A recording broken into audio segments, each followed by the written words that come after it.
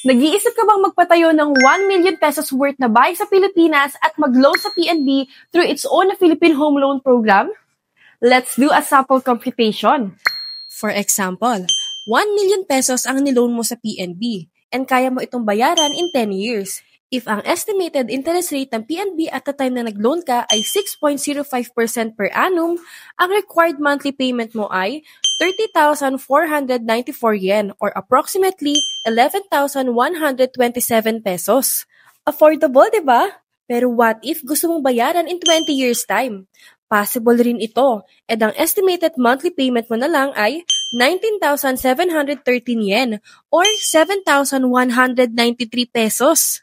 Easy computation lang. If decided ka nang bumili o magtayo ng bahay sa Pilipinas, pwede kang directly na mag-inquire sa PNB na may office sa Tokyo at Nagoya. Dito, bibigyan ka nila ng exact information ng amount na kailangan mong bayaran depende sa ilo-loan mo sa kanila.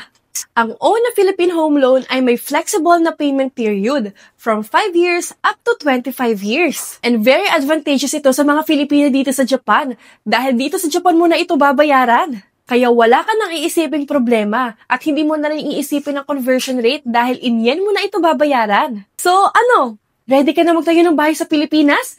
Grab this chance na!